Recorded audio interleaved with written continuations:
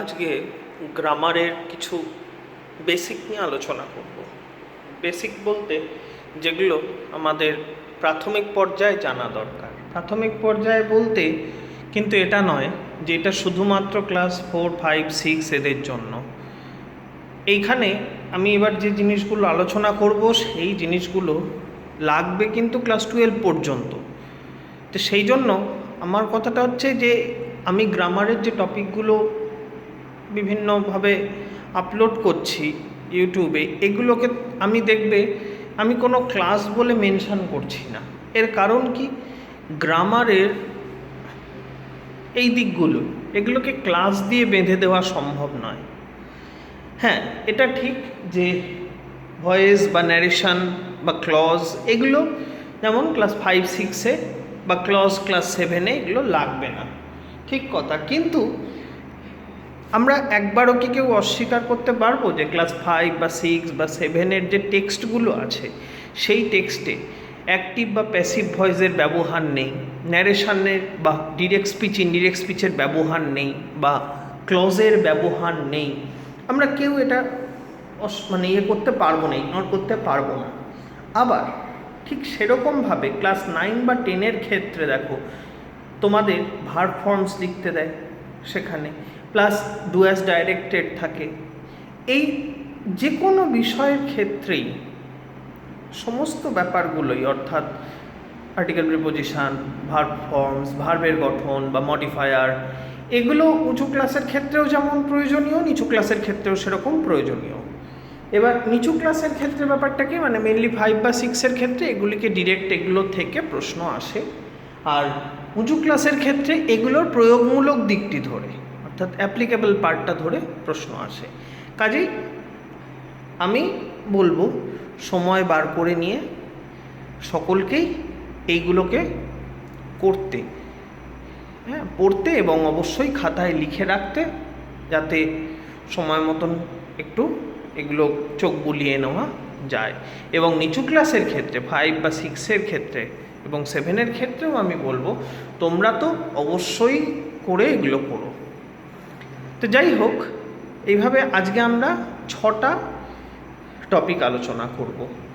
B ভার্বের কী কী? 1 নম্বর হচ্ছে B ভার্বের প্রপার ইউসেজ, 2 নম্বর হচ্ছে use of past perfect and future perfect, 3 নম্বর হচ্ছে noun modifier, pre and post modifier, 4 নম্বর হচ্ছে ইউজ অফ সেলফ প্রোনাউন, 5 নম্বর হচ্ছে ইউজ অফ ইনডেফিনিট প্রোনাউন, 6 নম্বর হচ্ছে use of adjective of quantity. এগুলো তুমি বলতে পারো যে স্যার এগুলো শুধুমাত্র এই টপিকগুলো কেন, অন্যগুলো কেন নয়? কারণ অন্য টপিকও আছে, অন্য প্রচুর টপিক রয়েছে, কিন্তু আমি যেই টপিকগুলো এখানে বেছে নিয়েছি সেইগুলো নিয়ে একটা ইন জেনারেল মিসকনসেপশান তৈরি হয়। ওই মিসকনসেপশানের কথা মাথায় রেখেই আমি এই টপিকগুলোকে বেছেছি।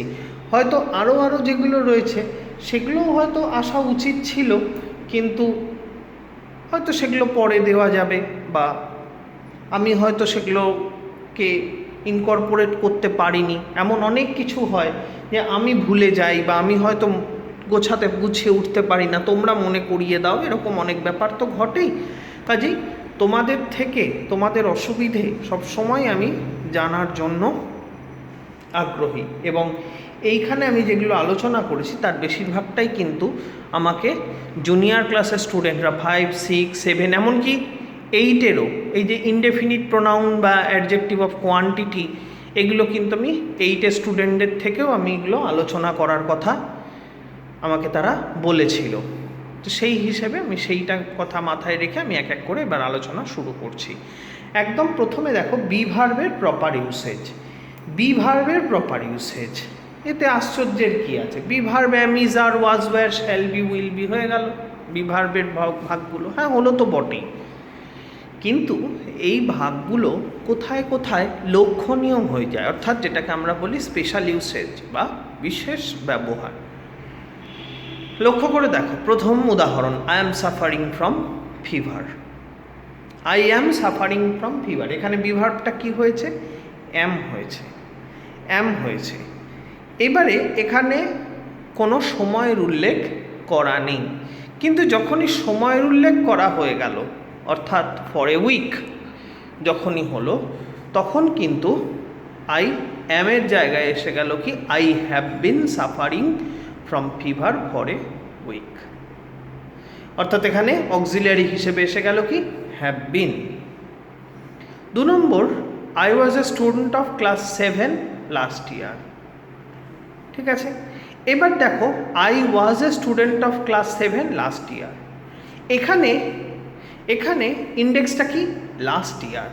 এই কথাটা এখানে খুব ভাইটাল, লাস্ট ইয়ার কথাটা। হ্যাঁ, এই লাস্ট ইয়ার কথাটা যদি এই সেন্টেন্সের মধ্যে না থাকে তাহলে পরে কি হবে, I was a student of class 7।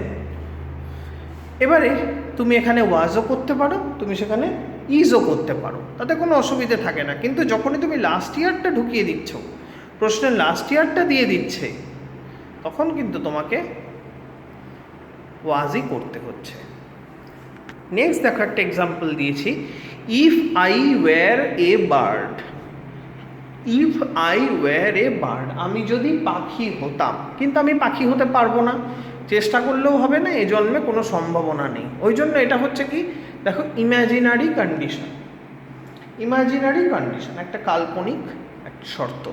তাহলে if I were a bird, সেই জন্য ইমাজিনারি কন্ডিশন বোঝালে পরে তখন আই এর সঙ্গে ওয়্যার হয়ে যায়। হ্যাঁ, আর তুমি যদি বলো আই ওয়্যার ছাড়া আর কিছু হয় কি না, হ্যাঁ আর একটাও হয়, হ্যাড। সেক্ষেত্রে ইফ আর ওয়্যার দুটোই বাদ চলে যাবে, তখন হয়ে যাবে কি I had I been a bird. 3 number দেখো, the crops were washed away in flood last year. এখানেও কিন্তু সেই question last year, last year আছে বলে the crops were washed away হচ্ছে, না হলে ক্রপস আর ওয়াশড অ্যাওয়ে হতে পারে বা উইল বি। যদি লাস্ট ইয়ারের বদলে দিস ইয়ার থাকে, এইবার প্রশ্নটা হচ্ছে যদি দিস ইয়ার থাকে তাহলে তুমি কি লিখবে, the crops have been washed away বা আর ওয়াশড অ্যাওয়ে। 4 নম্বর এবং 5 নম্বরটায় আমি একটু সিনট্যাক্সের দিকে এগিয়েছি। সিনট্যাক্সের দিকে একটু এগিয়েছি। The professor and the poet are present in the seminar. The professor and the poet, প্রফেসরের আগেও দা বসলো, পোয়েটের আগেও দা বসলো, ওই জন্য এটা হয়ে গেল প্লুরাল সাবজেক্ট। ওই জন্য এখানে হলো কি আর প্রেজেন্ট বা ওয়্যার প্রেজেন্টও করতে পারো ইন দ্য সেমিনার। কারণ এখানে এমন কিছু ইন্ডিকেটার দেওয়া নেই যার জন্য বোঝা যাবে যে এই আর বা ওয়্যার এটা প্রেজেন্ট বা পাস্টে আছে। কিন্তু আমি যখন বলছি দ্য পলিটিশিয়ান অ্যান্ড ফিলোসফার, তখন কিন্তু ইজ বা ওয়াজ হবে, তখন কিন্তু সেখানে আর বা ওয়্যার হবে না। কারণ কি, the politician and the philosopher নেই, দ্য পলিটিশিয়ান অ্যান্ড ফিলোসফার আছে, যার মানে হচ্ছে যে ভদ্রলোক পলিটিশিয়ান সেই ভদ্রলোকই philosopher. Is delivering a speech, তিনি একটি স্পিচ দিচ্ছেন, তিনি একটি বক্তব্য রাখছেন। 5 নম্বর, কমিটি, জুরি, বেঞ্চ, হ্যাঁ এই সমস্ত ক্ষেত্রে অর্থাৎ বিচারক মণ্ডলী বা এরম কিছু বোঝাতে যখন তারা একমত হয়, তখন সেখানে সিঙ্গুলার ভার্ব হয়। The committee is of the opinion to punish the criminal. লক্ষ্য করেছো, the committee is of the opinion to punish the criminal. The jury are divided to ban the capital punishment. The jury are divided to ban the capital punishment. Capital punishment বস্তুটা কি, capital punishment হচ্ছে মৃত্যুদণ্ড। তাহলে জুরি capital punishment রাখা হবে না তাকে করে দেওয়া হবে, ব্যান করে দেওয়া হবে, সেই নিয়ে ডিভাইডেড অর্থাৎ বহুমত হয়ে রয়েছে। তাহলে এটা হলো আমাদের ফার্স্ট টপিক ডিসকাশন, বি ভার্বের প্রপার ইউসেজ। এবারে আসছি আমরা second topic discussion, use of past perfect and future perfect tense.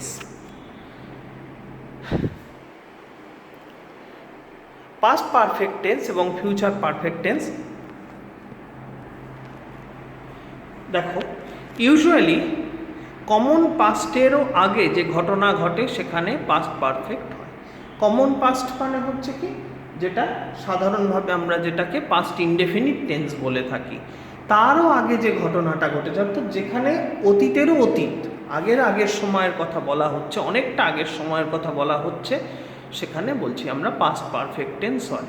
যেমন Shyamal had been in Delhi in 2008। এখানে তুমি বলতে পারো স্যার এখানে Shyamal was in Delhi in 2018 হবে না? হ্যাঁ হতে পারে, ভুল কিছু নেই, কিন্তু বেটার হচ্ছে had been in Delhi in 2018টাই।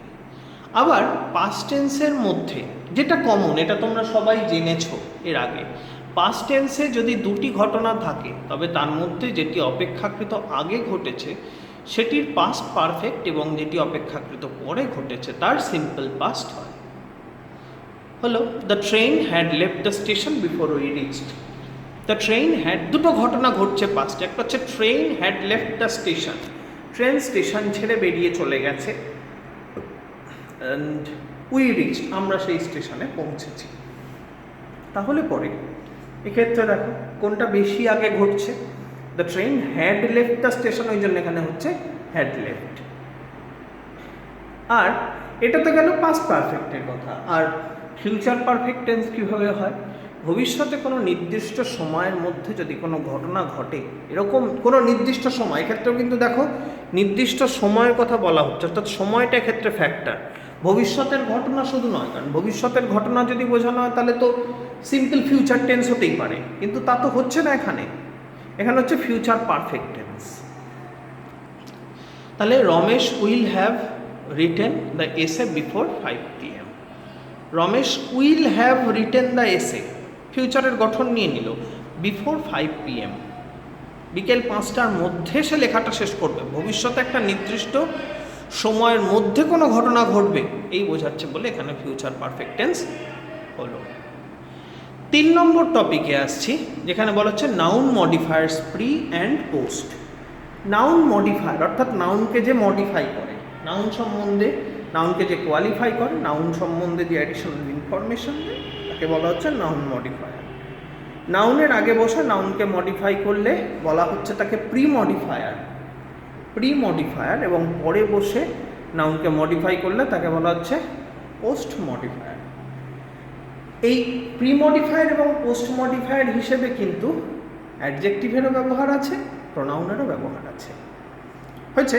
তাহলে অ্যাডজেক্টিভের ব্যবহার কীরকম দেখো, প্রি মডিফায়ার হিসেবে অর্থাৎ নাউনের আগে বসছে, নাউন হচ্ছে বার্ড, তার আগে বসছে কালারফুল, বসে হচ্ছে কালারফুল বার্ড, কালারফুলটা হচ্ছে pre modifier. A tall boy, বয়টা নাউন, টলটা হচ্ছে নাউনের প্রি মডিফায়ার, আগে বসছে। Post modifier adjective, the girl is intelligent, intelligent গার্লের পরে বসছে, নাউনের পরে বসছে, নাউনের পরে বসে নাউনটি সম্বন্ধে কিছু অ্যাডিশনাল ইনফরমেশান দিচ্ছে। দ্য চাইল্ড ইজ নটি, নটি দুষ্টু, এই কথাটা ছেলেটার সম্বন্ধে কিছু অ্যাডিশনাল ইনফরমেশান দিচ্ছে, মডিফাই করছে, সুতরাং এটা হলো পোস্ট মডিফায়ার। ঠিক এরকমভাবে কিন্তু in the same way, very same way, প্রোনাউনেরও কিন্তু প্রি মডিফায়ার পোস্ট মডিফায়ার আছে।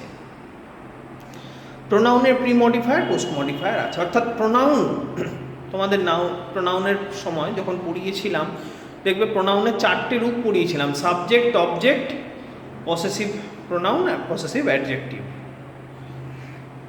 তাহলে প্রোনাউন যখন নাউনের আগে বসে নাউনটাকে অ্যাডজেক্টিভের মতন মডিফাই করছে, অর্থাৎ অ্যাডজেক্টিভ যেভাবে একটা নাউনকে মডিফাই করে প্রোনাউনটাও সেভাবেই করছে। যেমন মাই বুক, ইয়োর হাউস, বুকটা নাউন, মাই সেই বুকটার ওপর পজিশন বোঝাচ্ছে, তাই একে বলা হচ্ছে pre modifier. Your house, your হাউসটার ওপর ইয়োরের পজিশন বোঝাচ্ছে। সেরকমভাবে প্রোনাউন কিন্তু নাউনের পরে বসে নাউনকে মডিফাই করতে পারে। যেমন this pens are yours, this pens are yours, পেন্সটা নাউন, ইয়োর্সটা পরে বসছে, পসেসিভ প্রোনাউন, এক্ষেত্রে pronoun. That car is hers, হার্সটা পরে বসছে, অর্থাৎ এক্ষেত্রে প্রোনাউনটা নাউনের পরে বসে নাউনকে মডিফাই করছে, এটাকে বলা হচ্ছে এই জন্য পোস্ট মডিফায়ার বা পসেসিভ প্রোনাউন। আর ওই ক্ষেত্রে হলো কি মাই বুক বা ইয়োর হাউসের ক্ষেত্রে প্রি মডিফায়ার বা পসেসিভ অ্যাডজেক্টিভ। এবারে আসছি 4 নম্বর ভাগে, অর্থাৎ use of self pronoun. Self pronoun হচ্ছে কি দেখো, সেলফ প্রোনাউন কোনো একটি প্রোনাউন, হ্যাঁ, সেই প্রোনাউনের পরে সেলফ শব্দটা বসবে। যেমন I myself, we ourselves, he himself, you yourself ইত্যাদি।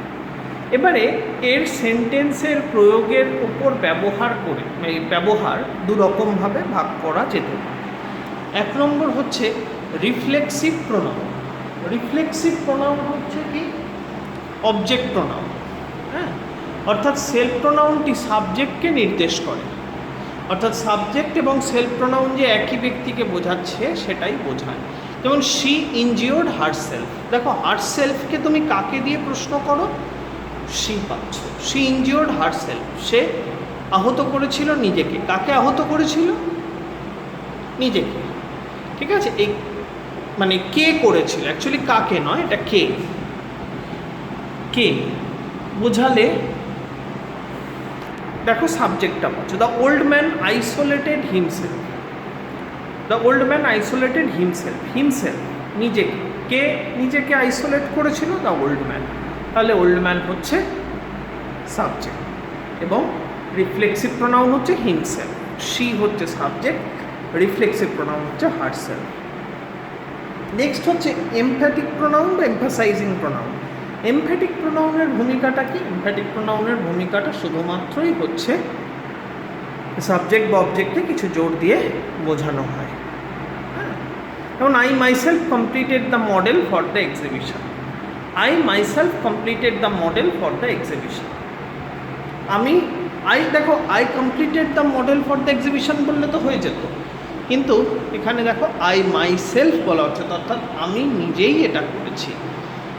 দে were repairing the car itself, তারা নিজেরাই গাড়িটাকে ঠিক করলো, বা তারা গাড়িটাকেই ঠিক করলো তারা ইটসেলফ। তাহলে এটা হচ্ছে এমফ্যাটিক প্রোনাউন, অর্থাৎ এমফ্যাসাইজ করছে। 5 নম্বর টপিকে আসছি, use of indefinite pronoun. Indefinite pronoun হচ্ছে কি, যে সমস্ত প্রোনাউনের দ্বারা নির্দিষ্ট করে কোনো ব্যক্তি বা বস্তুকে বোঝায় না, অনির্দিষ্টভাবে বোঝায়, তাকে ইনডেফিনিট প্রোনাউন বলে। কীরকম? যেমন সামওয়ান সামবডি, কোনো একজন, এভরিওয়ান এভরিবডি, প্রত্যেকে, এনিওয়ান এনিবডি, যে কেউ, নো ওয়ান বা নান, নো ওয়ান থেকে নান এসছে, নান নোবডি এটসেট্রা। এছাড়া ফিউ, মেনি, সাম এগুলো হতে পারে। Few children, many trees, some students এগুলো হতে পারে। লক্ষ্য করে দেখো এক্ষেত্রে ইনডেফিনিট প্রোনাউনের ক্ষেত্রে কিন্তু ব্যবহারটা হচ্ছে কাউন্টেবল না, কাউন্টেবল হিসেবে। এইবারে এর সূত্র ধরেই আমরা আসছি পরের ভাগটায়, অর্থাৎ 6 নম্বর ভাগে, সেটা হচ্ছে use of adjective of quantity, পরিমাণবোধক নাউনের অবস্থা বা পরিমাণ। অবস্থা মানে সেটা কতখানি রয়েছে, সেটাই তার পরিমাণ বোঝাচ্ছে। সাম, মাছ, এনি, নো, লার্জ এগুলোর সাহায্যে। সাম মানি, অনেক পরিমাণ, কিছু পরিমাণ টাকা। সাম মাছ ওয়াটার, অনেকটা জল। এনি মিল্ক, কোনো দুধ নেই। নো সল্ট, কোনো নুন নেই। এইভাবে দেখো তোমরা যেগুলো পেলে সাম, এনি, নো, এইগুলো কাউন্টেবল নাউন এবং আনকাউন্টেবল নাউন উভয়ের সাথেই কিন্তু বসতে পারে। যেমন সাম মানির সঙ্গে যখন বসছে তখন সেটা হচ্ছে কি আনকাউন্টেবল নাউন হলো। এরপর যখন বসছে যে সাম স্টুডেন্টস, তখন সেটা কিন্তু কাউন্টেবল নাউন। এনির সঙ্গে এনি মিল্ক যখন, তখন সেটা আনকাউন্টেবল নাউন। এনি বয় যখন, তখন সেটা কিন্তু কাউন্টেবল নাউন। নো সল্ট যখন, তখন সেটা আনকাউন্টেবল নাউন। তারপর নো গার্ল, তখন সেটা কিন্তু কাউন্টেবল নাউন। কাজেই এগুলোর ব্যবহার কিন্তু এভাবেই ভ্যারি করে। হ্যাঁ, তোমাকে দেখে নিতে হবে সেই অবস্থাটাকে, সেই ভ্যারিয়েবিলিটির কন্ডিশনটা কী। তাহলে এইভাবে আমরা দেখো আজকে 6টা টপিক পড়লাম। এবারে এই 6টা টপিক তোমরা অবশ্যই খাতায় লিখে ফেলবে, হ্যাঁ, এবং এগুলো পড়বে। আমি পরবর্তী সময় এগুলোর ওপর থেকে কিছু কিছু করে লিখতে দেবো, বা আমি যা গ্রামারের পড়তে দেবো সেগুলোর মধ্যে এই বিষয়গুলো থাকবে, এবং আশা করা যায় তোমাদের এগুলো করতে পরবর্তী ক্ষেত্রে আর অসুবিধা হবে না। তবু বলা, যদি কোথাও অসুবিধা হয়ে থাকে আমাকে কিন্তু অবশ্যই তোমরা এই ব্যাপারে ইনফর্ম করো।